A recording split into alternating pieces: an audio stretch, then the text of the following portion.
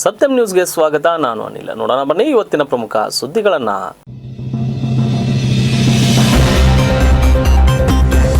ಚಲನಚಿತ್ರ ತಂಡಕ್ಕೆ ಅಪಾರ ಕೊಡುಗೆ ನೀಡಿದ ಎಸ್ಪಿಬಿ ಸವಿ ನೆನಪಿಗಾಗಿ ಬಾಲು ನುಡಿ ನಮನ ಸಂಗೀತ ಕಾರ್ಯಕ್ರಮ ಬೆಳಗಾವಿ ಜಿಲ್ಲೆ ರಾಮದುರ್ಗ ತಾಲೂಕಿನ ಕಟಗೋಳ ಗ್ರಾಮದಲ್ಲಿ ಆಯೋಜನೆ. ಕಿತ್ತೂರು ತಾಲೂಕಿನ ಎಂಕೆ ಹುಬ್ಬಳ್ಳಿಯಲ್ಲಿ ವಿಶ್ವ ಮಣ್ಣಿನ ದಿನಾಚರಣೆ ಪ್ರಜಾಪಿತ ಬ್ರಹ್ಮಕುಮಾರಿ ವಿಶ್ವವಿದ್ಯಾಲಯದಿಂದ ಆಯೋಜನೆ. ಬೆಳಗಾವಿ ಜಿಲ್ಲೆ ಅಥಣಿ ಪಟ್ಟಣಕ್ಕೆ ತಟ್ಟದ ಬಂದ್ ಬಿಸಿ, ಕರ್ನಾಟಕ ಬಂದ್ಗೆ ನೀರಸ ಪ್ರತಿಕ್ರಿಯೆ. ಜಮ್ಮು ಕಾಶ್ಮೀರದಲ್ಲಿ ಇದೇ ಬುಧವಾರ ಮೃತಪಟ್ಟ ಹುಕ್ಕೇರಿ ತಾಲೂಕಿನ ನೇರ್ಲಿ ಗ್ರಾಮದ ಯೋಧ ಚೇತನ್ ಪಾಟೀಲ್ ಅವರ ಪಾರ್ಥಿವ ಶರೀರವನ್ನು ಸ್ವಗ್ರಾಮ ನೇರ್ಲಿಯಲ್ಲಿ ಸಾರ್ವಜನಿಕರ ದರ್ಶನಕ್ಕಾಗಿ ಇಟ್ಟು ತದನಂತರ ಅಂತಿಮ ಸಂಸ್ಕಾರ ನೆರವೇರಿಸಲಾಯಿತು. ಬೆಳಗಾವಿ ಜಿಲ್ಲೆ ಹುಕ್ಕೇರಿ ತಾಲೂಕಿನ ನೇರ್ಲಿ ಗ್ರಾಮದ ಯೋಧ ಚೇತನ್ ಪಾಟೀಲ್ ಜಮ್ಮು ಕಾಶ್ಮೀರ ರಾಜ್ಯದ ಸೂಪಿಯಾ ಜಿಲ್ಲೆಯ ಹವರಾ ಗ್ರಾಮದಲ್ಲಿ ಇದೇ ಬುಧವಾರ ಮೃತಪಟ್ಟಿದ್ದಾರೆ. ಮೃತ ಯೋಧನ ಪಾರ್ಥಿವ ಶರೀರ ಮಹಾರಾಷ್ಟ್ರದ ಪುಣೆಯಿಂದ ಇಂದು ನೇರ್ಲಿ ಗ್ರಾಮಕ್ಕೆ ಬೆಳಗ್ಗೆ 6 ಗಂಟೆಗೆ ಬಂದಿದೆ. ಮೃತ ಯೋಧನ ಸಂಬಂಧಿಕರು ಮತ್ತು ಗ್ರಾಮಸ್ಥರು ಪಾರ್ಥಿವ ಶರೀರಕ್ಕೆ ಅಂತಿಮ ನಮನ ಸಲ್ಲಿಸಿದರು.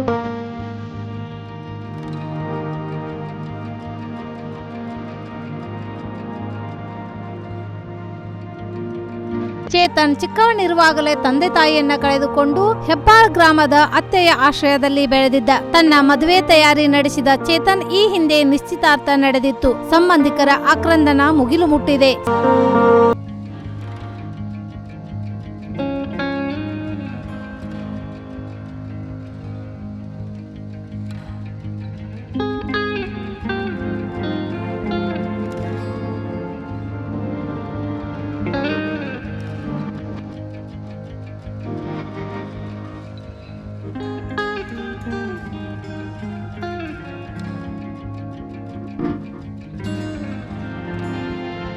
ಸಾವಿನ ಸುದ್ದಿ ತಿಳಿಯುತ್ತಿದ್ದಂತೆ ತಾಲೂಕಿನಾದ್ಯಂತ ಸಾರ್ವಜನಿಕರು ಅಂತಿಮ ದರ್ಶನಕ್ಕೆ ಬರುತ್ತಿದ್ದಾರೆ. ಗ್ರಾಮದ ಪ್ರಮುಖ ಬೀದಿಯಲ್ಲಿ ಮೆರವಣಿಗೆ ಮೂಲಕ ತೆರಳಿ ಅಮ್ಮಣಗಿ ರಸ್ತೆಯ ಪಕ್ಕದ ಜಮೀನಿನಲ್ಲಿ ಇಂದು ಬೆಳಗ್ಗೆ ದಹನ ಕ್ರಿಯೆ ನಡೆಯಿತು.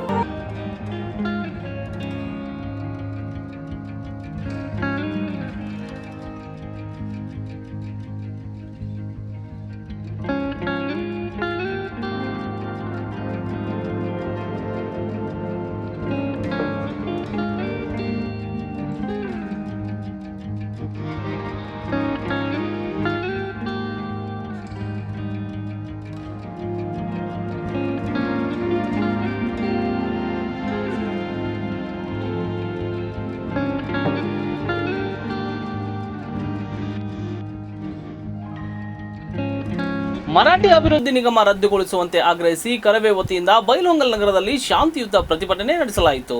ಕರ್ನಾಟಕ ಸರ್ಕಾರ ಅಭಿವೃದ್ಧಿ ನಿಗಮವನ್ನ ರಚನೆ ಮಾಡಿದ ದಿನದಿಂದ ಕರ್ನಾಟಕದಲ್ಲಿ ಕನ್ನಡಿಗರು ಆಕ್ರೋಶ ವ್ಯಕ್ತಪಡಿಸುತ್ತಿದ್ದಾರೆ.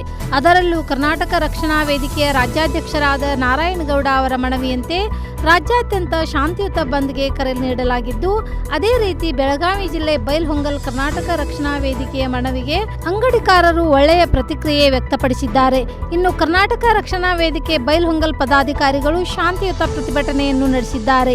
ನಗರದ ಬೆಳಗಾವಿ ರಸ್ತೆಯಲ್ಲಿರುವ ಕಿತ್ತೂರು ಚೆನ್ನಮ್ಮಾಜಿಯವರ ಮೂರ್ತಿಗೆ ಮಾಲಾರ್ಪಣೆ ಮಾಡಿ ಮುಂದೆ ಸಾಗಿದ ಪ್ರತಿಭಟನಾಕಾರರು ಕ್ರಾಂತಿವೀರ ಸಂಗೊಳ್ಳಿ ರಾಯಣ್ಣನವರ ಮೂರ್ತಿಗೆ ಮಾಲಾರ್ಪಣೆ ಮಾಡುವುದರ ಮುಖಾಂತರ ಮಾನ್ಯ ಬೈಲಹೊಂಗಲ್ ಉಪವಿಭಾಗಾಧಿಕಾರಿಗಳ ಮುಖಾಂತರ ಮುಖ್ಯಮಂತ್ರಿಗಳಿಗೆ ಮರಾಠ ಅಭಿವೃದ್ಧಿ ನಿಗಮ ರದ್ದುಗೊಳಿಸುವಂತೆ ಮನವಿ ಮಾಡಲಾಯಿತು.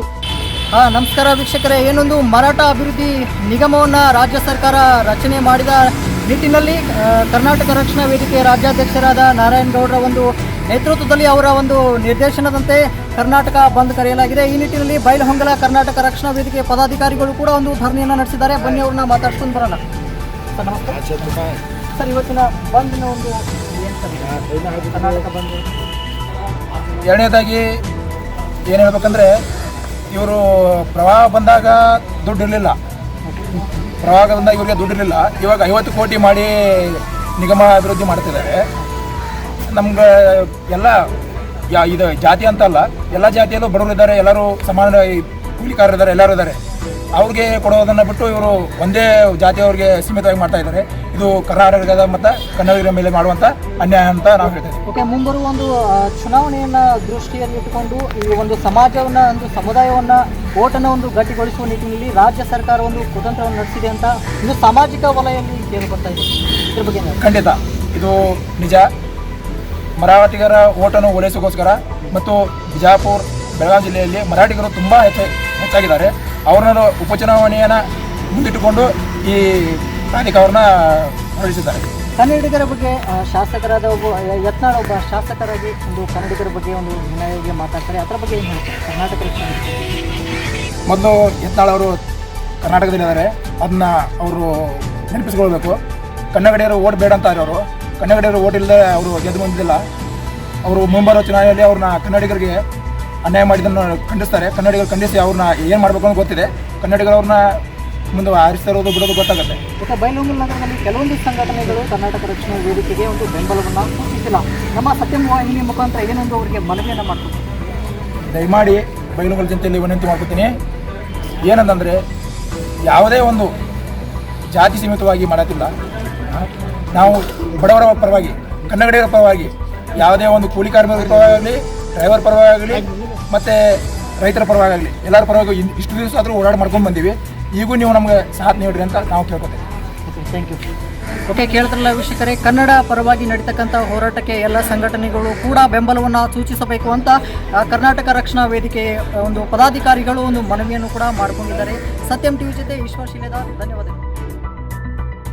ನಗರದಲ್ಲಿ ಶಾಂತಿ ಮತ್ತು ಸುವ್ಯವಸ್ಥೆ ಕಾಪಾಡುವ ನಿಟ್ಟಿನಲ್ಲಿ ಬೈಲಹೊಂಗಲ್ ಸಿಪಿಐ, ಯುಎಚ್ ಸಾತೇನಹಳ್ಳಿ ಹಾಗೂ ಪಿಎಸ್ಐ ಈಶ್ವರ ಪಾರ್ವತಿ ನೇತೃತ್ವದಲ್ಲಿ ಪೊಲೀಸ್ ಭದ್ರತೆ ಕಲ್ಪಿಸಲಾಗಿತ್ತು. ನಮ್ಮ ವಾಹಿನಿಯೊಂದಿಗೆ ಮಾತನಾಡಿದ ಕರವೇ ಮುಖಂಡ ಕಿರಣ್ ಬೆಳಗಾವಿ ಮಠ ಅವರು ಕರ್ನಾಟಕ ಬಂದ್ಗೆ ಬೆಂಬಲ ನೀಡುವಂತೆ ಸಾರ್ವಜನಿಕರಲ್ಲಿ ಹಾಗೂ ಕನ್ನಡ ಪರ ಸಂಘಟನೆಗಳು ಮನವಿ ಮಾಡಿಕೊಂಡಿದ್ದಾರೆ. ಶಾಂತಿಯುತವಾಗಿ ನಡೆದ ಪ್ರತಿಭಟನೆಯಲ್ಲಿ ಕರವೇ ತಾಲೂಕಾ ಅಧ್ಯಕ್ಷ ವಿಠ್ಠಲ್ ಕಡ್ಕೋಳ್, ಮಲ್ಲಿಕಾರ್ಜುನ್ ಭಾಜಿ, ಅಭಿಷೇಕ್ ಬೋಳಣ್ಣವರ್, ವಿಜಯಕುಮಾರ್ ದಳವಾಯಿ, ಶಿವಾನಂದ್ ಕುರ್ಬೇಟಿ ಸೇರಿದಂತೆ ಇನ್ನೂ ಅನೇಕ ಕರವೇ ಪದಾಧಿಕಾರಿಗಳು ಪ್ರತಿಭಟನೆಯಲ್ಲಿ ಪಾಲ್ಗೊಂಡಿದ್ದರು.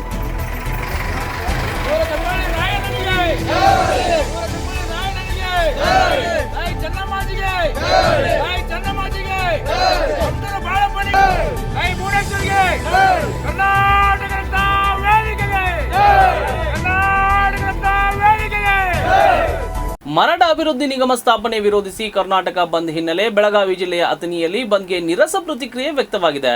ಬೆಳಗಾವಿ ಜಿಲ್ಲೆಯ ಅತನಿಯಲ್ಲಿ ಮರಾಠ ಅಭಿವೃದ್ಧಿ ನಿಗಮ ಸ್ಥಾಪನೆ ವಿರೋಧಿಸಿ ಕರ್ನಾಟಕ ಬಂದ್ ಹಿನ್ನೆಲೆಯಲ್ಲಿ ಅತನಿಯಲ್ಲಿ ಯಾವುದೇ ಬಂದ್ ಬಿಸಿ ತಟ್ಟಿಲ್ಲ. ಬಸ್ ಸಂಚಾರ ಹಾಗೂ ಹೋಟೆಲ್ ಅಂಗಡಿಗಳು ಯಾವುದೇ ರೀತಿಯ ಕರ್ನಾಟಕ ಬಂದ್ಗೆ ನಿರಸ ಪ್ರತಿಕ್ರಿಯೆ ವ್ಯಕ್ತವಾಗಿದೆ. ಕರ್ನಾಟಕ ರಕ್ಷಣಾ ವೇದಿಕೆಯಿಂದ ಯಾವುದೇ ರೀತಿ ಪ್ರತಿಭಟನೆ ಮುಂದಾಗಲಿಲ್ಲ. ನಿರಸ ಪ್ರಕ್ರಿಯೆ ವ್ಯಕ್ತವಾಗಿದೆ. ಮಾಧ್ಯಮದೊಡನೆ ಚಿದಾನಂದ್ ಸೇಗುಣಶಿ ಮಾತನಾಡಿ ಕರ್ನಾಟಕ ಬಂದ್ಗೆ ಕರೆ ಕೊಟ್ಟಿತ್ತು. ಆದರೆ ಮುಂಜಾನೆದಿಂದ ಕೆಲವು ಜಿಲ್ಲೆಗಳಲ್ಲಿ ಪ್ರತಿಭಟನೆ ತೀವ್ರ ಸ್ವರೂಪ ಪಡೆದುಕೊಂಡಿದೆ. ಅತನಿಯ ತಾಲೂಕಿನಲ್ಲಿ ಕೊರೋನಾ ಮಹಾಮಾರಿ ರೋಗದಿಂದ ಜನರು 5-6 ತಿಂಗಳಿಂದ ಜನ ಕಷ್ಟದಲ್ಲಿದ್ದಾರೆ. ಸಾಮಾನ್ಯವಾಗಿ ಅಂಗಡಿ ಹಾಗೂ ಬೀದಿ ವ್ಯಾಪಾರಸ್ಥರು ಸಂಕಷ್ಟದಲ್ಲಿ ಇದ್ದಾರೆ. ನಾವು ಯಾವುದೇ ರೀತಿಯ ಅತನಿಯಲ್ಲಿ ಬಂದ್ ಮಾಡಿಲ್ಲ. ನಾವು ಸರ್ಕಾರಕ್ಕೆ ಯಾವ ರೀತಿ ಬಿಸಿ ಮುಟ್ಟಿಸಬೇಕಾಗಿದೆ ಅದನ್ನು ಕರ್ನಾಟಕ ರಕ್ಷಣಾ ವೇದಿಕೆ ವತಿಯಿಂದ ಮಾಡುತ್ತೇವೆ ಎಂದು ಹೇಳಿದರು. ಏನು ಇವತ್ತು ಕರ್ನಾಟಕ ಬಂದ್ಗೆ ಏನು ಬಂದ್ ಕೊಟ್ಟಿದ್ರು, ಆದರೆ ಇವತ್ತು ಮುಂಜಾನೆ ಹಿಡಿದ ಇಡೀ ರಾಜ್ಯದ ಹಲವು ಜಿಲ್ಲೆಗಳಲ್ಲಿ ಹೋರಾಟ ತೀವ್ರಗತಿಯಲ್ಲಿ ಮುಂದುವರಿತಾ ಇದೆ. ಆದರೆ ನಮ್ಮ ಅತನಿ ತಾಲೂಕಿನಲ್ಲಿ ಏನು ಈಗಾಗಲೇ ಕೊರೋನಾದಿಂದ 5-6 ದಿನದಿಂದ ಜನತೆ ತತ್ತರಿಸಿದ್ದಾರೆ. ಸಾಮಾನ್ಯ ಒಂದು ಅಂಗಡಿ ಮುಗ್ಗಟ್ಟು ಆಗಿರ್ಬೋದು, ಬೀದಿ ವ್ಯಾಪಾರಿಗಳಾಗಿರ್ಬೋದು, ಭಾಳಷ್ಟು ತೊಂದರೆಯಲ್ಲಿ ಇರೋ ಕಾರಣ ನಾವು ಯಾವುದೇ ರೀತಿ ಅತನಿಯಲ್ಲಿ ಬಂದ್ ಮಾಡಿಲ್ಲ. ಏನು ಸರ್ಕಾರಕ್ಕೆ ಯಾವ ರೀತಿ ಒಂದು ಬಿಸಿ ಮುಟ್ಟಿಸಬೇಕಾಗಿದೆ ಮತ್ತು ಅದಕ್ಕೆ ಒಂದು ಮಾಡಬೇಕಾಗಿದೆ ಅಂಥ ಕೆಲಸವನ್ನು ಕನ್ನಡ ಪರ ಸಂಘಟನೆ ಮಾಡ್ತೀವಿ ಮತ್ತು ಮನವಿ ಕೊಡ್ತೀವಿ ಅಂತ ಮಾತನ್ನು ಸರಿ ವಿದೇಶಿನೇ ತಾಲೂಕು ಅಧ್ಯಕ್ಷ. ಬೆಳಗಾವಿ ಜಿಲ್ಲೆಯ ಕಿತ್ತೂರು ತಾಲೂಕಿನ ಎಂಕೆ ಹುಬ್ಬಳ್ಳಿ ಪಟ್ಟಣದಲ್ಲಿ ಪ್ರಜಾಪಿತ ಬ್ರಹ್ಮಕುಮಾರಿ ವಿಶ್ವವಿದ್ಯಾಲಯದ ಘಟಕದ ವತಿಯಿಂದ ವಿಶ್ವ ಮಣ್ಣಿನ ದಿನಾಚರಣೆ ಹಾಗೂ ನೂತನವಾಗಿ ಮಲಪ್ರಭಾ ಸಹಕಾರಿ ಸಕ್ಕರೆ ಕಾರ್ಖಾನೆಗೆ ಆಯ್ಕೆಯಾದ ನಿರ್ದೇಶಕರಿಗೆ ಸನ್ಮಾನ ಕಾರ್ಯಕ್ರಮವನ್ನು ಹಮ್ಮಿಕೊಳ್ಳಲಾಗಿತ್ತು. ಬೆಳಗಾವಿ ಜಿಲ್ಲೆಯು ಕಿತ್ತೂರು ತಾಲೂಕಿನ ಎಂಕೆ ಹುಬ್ಬಳ್ಳಿ ಪಟ್ಟಣದಲ್ಲಿ ಪ್ರಜಾಪಿತ ಬ್ರಹ್ಮಕುಮಾರಿ ವಿಶ್ವವಿದ್ಯಾಲಯದ ಘಟಕದ ವತಿಯಿಂದ ವಿಶ್ವ ಮಣ್ಣಿನ ದಿನಾಚರಣೆ ಹಾಗೂ ನೂತನವಾಗಿ ಮಲಪ್ರಭಾ ಸಹಕಾರಿ ಸಕ್ಕರೆ ಕಾರ್ಖಾನೆಗೆ ಆಯ್ಕೆಯಾದ ನಿರ್ದೇಶಕರಿಗೆ ಸನ್ಮಾನ ಕಾರ್ಯಕ್ರಮವನ್ನು ಹಮ್ಮಿಕೊಳ್ಳಲಾಗಿತ್ತು. ಈ ಕಾರ್ಯಕ್ರಮದ ಅಧ್ಯಕ್ಷತೆಯನ್ನ ಮಲಪ್ರಭಾ ಸಹಕಾರಿ ಸಕ್ಕರೆ ಕಾರ್ಖಾನೆಯ ಅಧ್ಯಕ್ಷ ಶ್ರೀ ನಾಶೀರ್ ಬಾಗ್ವಾನ್ ಅವರು ಮಾತನಾಡಿ, ಪ್ರಾಚೀನ ಕಾಲದಲ್ಲಿ ಮಣ್ಣಿನ ಪೂಜಾ ಆರಾಧನೆ ಆಚರಣೆಯನ್ನು ಮಾಡಲಾಗುತ್ತಿತ್ತು. ಆದರೆ ಈಗಿನ ವೈಜ್ಞಾನಿಕ ಸಂದರ್ಭದಲ್ಲಿ ಈ ಆಚರಣೆ ಮಾಡುವುದು ಕಡಿಮೆ ಎಂದರು. ಮತ್ತು ಮಲಪ್ರಭಾ ಸಹಕಾರಿ ಸಕ್ಕರೆ ಕಾರ್ಖಾನೆಗೆ ಈ ಭಾಗದ ರೈತರು ಕಬ್ಬನ್ನು ಪೂರೈಕೆ ಮಾಡಬೇಕು ಎಂದು ಹೇಳಿದರು. ಅಬು ಪರ್ವತದ ಮೇಲೆ ಇದರದೊಂದು ಪ್ರಧಾನ ಕೇಂದ್ರ ಇದೆ. ಇದು ವಿಶ್ವದಲ್ಲಿ ಕೇವಲ ನಮ್ಮ ಭಾರತದಲ್ಲಿ ಅಷ್ಟೇ ಅಲ್ಲ, ಅಥವಾ ನಮ್ಮ ಎಂಕೆ ಹುಬ್ಬಳ್ಳಿಯಲ್ಲಿ ಅಷ್ಟೇ ಅಲ್ಲ, ಸುಮಾರು 142 ರಾಷ್ಟ್ರಗಳಲ್ಲಿ 10,000 ಶಾಖೆಗಳನ್ನ ಹೊಂದಿರತಕ್ಕಂಥ ಒಂದು ಆಧ್ಯಾತ್ಮಿಕ ಸಂಸ್ಥೆ. 1945ರಲ್ಲಿ ಎರಡನೇ ಮಹಾಯುದ್ಧ ಆಯಿತು. ಎಲ್ಲಾ ರಾಷ್ಟ್ರಗಳು. ಅದೇ ಸಂದರ್ಭದಲ್ಲಿ ಮುಖ್ಯ ಅತಿಥಿಗಳಾಗಿ ಆಗಮಿಸಿದ್ದ ವ್ಯವಸ್ಥಾಪಕ ನಿರ್ದೇಶಕರಾದ ಶಿವು ಕುಲಕರ್ಣಿ ಅವರು ಮಾತನಾಡಿ, ಯುವ ಜನತೆ ಆಧ್ಯಾತ್ಮಿಕ ವಿಚಾರಗಳನ್ನ ಮೈಗೂಡಿಸಿಕೊಂಡು ಮುನ್ನಡೆಯಬೇಕು ಎಂದು ಸಲಹೆ ನೀಡಿದರು. ಹಿರಿಯರಾದಂಥ ನಮ್ಮ ಶ್ರೀಶೈಲ ತಿಗಡಿಯವರೇ, ನಮ್ಮ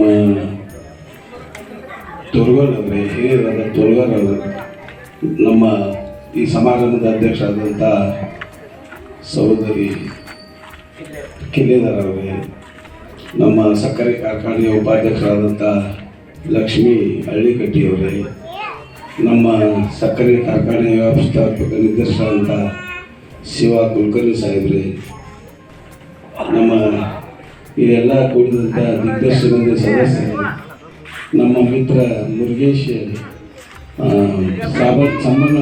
ಅವರ ಪುತ್ರರಾದಂಥ ವೀರೇಶ್ ಅವರೇ, ಪಟ್ಟಣ್ ಶೆಟ್ಟಿಯವರೇ, ಜ್ಯೋತ್ಕನ್ನವರವರೇ, ನಮ್ಮ ಕರಿಮಕೊಪ್ಪ ಅವರೇ, ಇಲ್ಲಿ ಈ ಒಂದು ಸಮಾರಂಭದಲ್ಲಿ ನಿಯೋಜಿಸಿದ ನಮ್ಮ ಅಶೋಕ್ ಕೆಂಕನುಡಿಯ ಮಾವನಿರಾದಂಥ ಎಲ್ಲ ಕರಿಮಕೊಪ್ಪ ಬಂಧುಗಳೇ, ಆಮೇಲೆ ಗುರುಮಾತಾ ಬ್ರಹ್ಮಕುಮಾರಿ ಸನಾತನ ಧರ್ಮದ ಎಲ್ಲ ಬಂಧುಗಳೇ,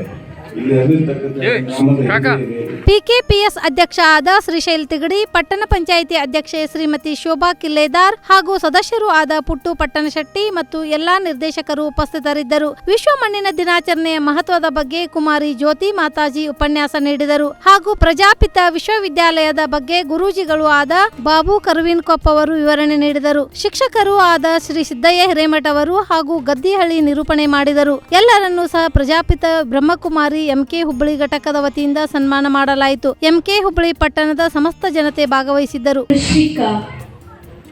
ಅನೇಕ ನಾಮಗಳಿಂದ ಜಗತ್ತಿನ ಸರ್ವ ಆತ್ಮರು ಯಾರನ್ನ ನೆನಪು ಮಾಡ್ತಾರೆ, ಆ ಪರಮಾತ್ಮನನ್ನ ಹೃದಯ ಮಂದಿರದಲ್ಲಿ ಸ್ಮರಿಸುತ್ತಾ ಇವತ್ತಿನ ಈ ಸುಂದರ ಕಾರ್ಯಕ್ರಮದಲ್ಲಿ ನಮ್ಮ ಕರೆಗೆ ಒಗ್ಗೂಟು ಬಂದಿರುವಂತಹ ಎಲ್ಲ ನನ್ನ ಆತ್ಮೀಯ ಸಹೋದರ ಸಹೋದರಿಯರೇ ಹಾಗೂ ಈ ಸಭೆಯಲ್ಲಿ ಉಪಸ್ಥಿತರಾಗಿರುವಂತಹ ಎಲ್ಲ ನನ್ನ ಸಹೋದರ ಸಹೋದರಿಯರಿಗೂ ನಮಸ್ಕಾರಗಳನ್ನು ತಿಳಿಸುತ್ತಾ, ಇವತ್ತು ನಾವೇನು ವಿಶ್ವ ಮಣ್ಣಿನ ದಿನಾಚರಣೆಯನ್ನ ಆಚರಣೆ ಮಾಡ್ತಾ ಇದ್ದೀವಿ. ಚಲನಚಿತ್ರ ತಂಡಕ್ಕೆ ಅಪಾರ ಕೊಡುಗೆ ನೀಡಿದ ಎಸ್ಪಿ ಬಾಲಸುಬ್ರಹ್ಮಣ್ಯಂ ರವರ ಸವಿ ನೆನಪಿಗಾಗಿ ಬೆಳಗಾವಿ ಜಿಲ್ಲೆಯ ರಾಮದುರ್ಗ ತಾಲೂಕಿನ ಕಟಕೋಳ ಗ್ರಾಮದಲ್ಲಿ ಬಾಲು ನುಡಿ ನಮನ ಸಂಗೀತ ಕಾರ್ಯಕ್ರಮ ಜರುಗಿತು. ಬೆಳಗಾವಿ ಜಿಲ್ಲೆಯ ರಾಮದುರ್ಗ ತಾಲೂಕಿನ ಕಟಕೋಳ ಗ್ರಾಮದಲ್ಲಿ ಕರ್ನಾಟಕ ರಾಜ್ಯ ಆರ್ಕೆಸ್ಟ್ರಾ ಕಲಾವಿದರ ಕ್ಷೇಮಾಭಿವೃದ್ಧಿ ಸಂಘ ಕಟಕೋಳ ವತಿಯಿಂದ ಒಬ್ಬ ಅನುಭವಿ ಭಾರತೀಯ ಸಂಗೀತಗಾರ, ಹಿನ್ನೆಲೆ ಗಾಯಕ, ದೂರದರ್ಶನ ನಿರೂಪಕ, ಸಂಗೀತ ನಿರ್ದೇಶಕ, ನಟ, ಡಬ್ಬಿಂಗ್ ಕಲಾವಿದ ಮತ್ತು ತೆಲುಗಿನಲ್ಲಿ ಪ್ರಧಾನವಾಗಿ ಕೆಲಸ ಮಾಡಿದ ಚಲನಚಿತ್ರ ನಿರ್ಮಾಪಕ, ತಮಿಳು, ಕನ್ನಡ, ಹಿಂದಿ ಮತ್ತು ಮಲಯಾಳಂ ಚಿತ್ರಗಳ ರಚಿಸಿದ ಕೀರ್ತಿ ಎಸ್ಪಿ ಬಾಲಸುಬ್ರಹ್ಮಣ್ಯಂ ಅವರಿಗೆ ಸಲ್ಲುತ್ತದೆ. ನಮ್ಮ ಕರ್ನಾಟಕ ಚಲನಚಿತ್ರ ತಂಡದ ಹಾಗೂ ಭಾರತದ ಜನರ ದುರಾದೃಷ್ಟ ಸೆಪ್ಟೆಂಬರ್ 25, 2020ರಂದು ಬಾಲಸುಬ್ರಹ್ಮಣ್ಯಂ ಅವರು ಚೆನ್ನೈನಲ್ಲಿ ಕೋವಿಡ್-19 ಸೋಂಕಿನಿಂದ ನಿಧನರಾದರು. ಅವರ ಸವಿ ನೆನಪಿಗಾಗಿ ಕಟಕೋಳ ಗ್ರಾಮದ ಮುಖಂಡರಿಂದ ಹಾಗೂ ರಾಮದುರ್ಗ್ ಸಿಬಿಎಸ್ಇ ಶಾಲೆಯ ಸಂಸ್ಥಾಪಕರಾದ ಹಾಗೂ ಬೆಂಗಳೂರಿನ ಖ್ಯಾತ ಉದ್ಯಮಿ ಮತ್ತು ಸಮಾಜ ಸೇವಕರಾದ ಶ್ರೀ ಚಿಕ್ಕರೇವಣ್ಣನವರ ನೇತೃತ್ವದಲ್ಲಿ ಬಾಲು ನುಡಿ ನಮನ ಎಂಬ ಕಾರ್ಯಕ್ರಮವನ್ನು ಹಮ್ಮಿಕೊಳ್ಳಲಾಗಿತ್ತು. ಈ ಸಂದರ್ಭದಲ್ಲಿ junior Shivaraj Kumar, junior Ravichandran, junior Yash ಮತ್ತು ರಾಮದುರ್ಗ್ ತಾಲೂಕಿನ ಸಂಗೀತಗಾರರು ಹಾಡುಗಳನ್ನು ಹಾಡಿ ವೀಕ್ಷಕರಿಗೆ ಮನರಂಜಿಸಿದರು.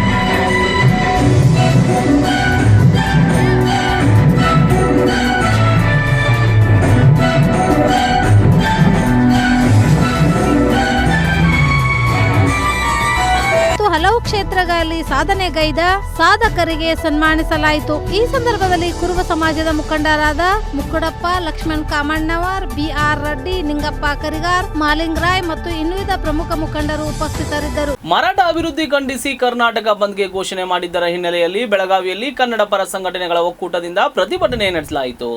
ಬೆಳಗಾವಿ ಚೆನ್ನಮ್ಮ ವೃತ್ತದಲ್ಲಿ ಕನ್ನಡ ಪರ ಸಂಘಟನೆಗಳ ಒಕ್ಕೂಟದಿಂದ ಮರಾಠ ಅಭಿವೃದ್ಧಿ ಪ್ರಾಧಿಕಾರ ಖಂಡಿಸಿ ಪ್ರತಿಭಟನೆ ನಡೆಸಿದರು. ಇವತ್ತಿನ ದಿನದಲ್ಲಿ ರಾಜ್ಯ ಕಾರ್ಯಕಾರಿಣಿ ಸಭೆ ಇದ್ದು ಬೆಳಗಾವಿಗೆ ಮುಖ್ಯಮಂತ್ರಿ ಯಡಿಯೂರಪ್ಪ ಅವರು ಆಗಮಿಸಿದ್ದು ಮುಖ್ಯಮಂತ್ರಿಗಳಿಗೆ ಬಿಸಿ ಮುಟ್ಟಿಸುವ ಉದ್ದೇಶದಿಂದ ಬೆಳಗಾವಿಯಲ್ಲಿ ಸಂಘಟನೆಗಳಿಂದ ಪ್ರತಿಭಟನೆ. ವಿಜಯಪುರ ಶಾಸಕ ಬಸನಗೌಡ ಯತ್ನಾಳ್ ಹೇಳಿಕೆ ಖಂಡಿಸಿ ಮತ್ತು ಸರ್ಕಾರ ಮರಾಠ ಅಭಿವೃದ್ಧಿ ಪ್ರಾಧಿಕಾರ ರಚನೆ ಮಾಡಿದ್ದನ್ನ ಕನ್ನಡ ಪರ ಸಂಘಟನೆಗಳು ವಿರೋಧ ವ್ಯಕ್ತಪಡಿಸಿ ಇವತ್ತು ವಾಟಾಳ್ ನಾಗರಾಜ್ ಅವರ ನೇತೃತ್ವದಲ್ಲಿ ಬಂದ್ಗೆ ಕರೆ ನೀಡಿದ್ದು ಕನ್ನಡ ಪರ ಸಂಘಟನೆಗಳು ಘೋಷಣೆ ಹಾಕುವುದರ ಮೂಲಕ ಚೆನ್ನಮ್ಮ ವೃತ್ತದ ಬಳಿ ಇರುವ ಕನ್ನಡ ಸಾಹಿತ್ಯ ಭವನದಲ್ಲಿ ಬಂದ್ಗೆ ಬೆಂಬಲ ವ್ಯಕ್ತಪಡಿಸಿ ಪ್ರತಿಭಟನೆ ನಡೆಸಿದರು.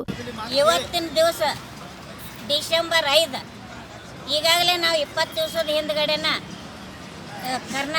ಡಿಸೆಂಬರ್ 5ನೇ ತಾರೀಕಿಗೆ ಕರ್ನಾಟಕ ಬಂದ್ ಮಾಡ್ತೇವೆ ಅಂತೇಳಿ ರಾಜ್ಯಾದ್ಯಂತ ನಾವು ಹೇಳಿಕೆ ಕೊಟ್ಟು ಎಲ್ಲ ಕಡೆ ಪ್ರಚಾರ ಆಗಿತ್ತು.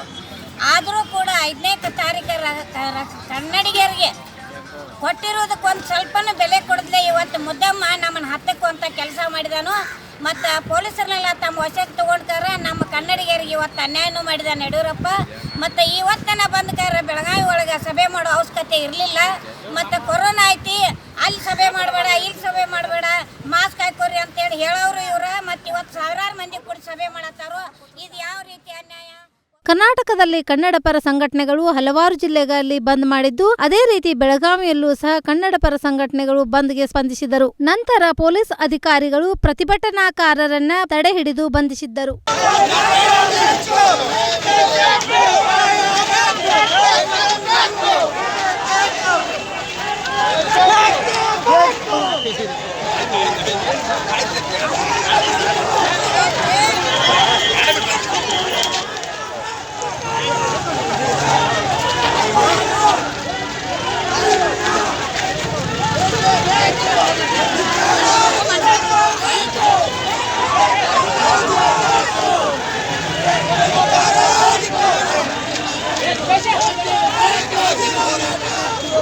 ಇವತ್ತು ಏನು ಸರ್ಕಾರದ ವಿರುದ್ಧ ಸರ್ಕಾರ ತಗೊಂಡಿರುವಂತಹ ನಿರ್ಧಾರದ ವಿರುದ್ಧ ಇವತ್ತು ಕರ್ನಾಟಕ ರಕ್ಷಣಾ ವೇದಿಕೆ ಪ್ರತಿಭಟನೆ ಮಾಡ್ತಿದ್ದಾರೆ. ಆದ್ರೆ ಈ ಹೋರಾಟವನ್ನು ಹತ್ತಿಕ್ಕುವಂತ ಕೆಲಸ ವ್ಯವಸ್ಥಿತವಾಗಿ ರಾಜ್ಯ ಸರ್ಕಾರ ಮಾಡ್ತಾ ಇದೆ. ಯಡಿಯೂರಪ್ಪನವರ ತಾವು ತಗೊಂಡಿರುವ ನಿರ್ಧಾರವನ್ನು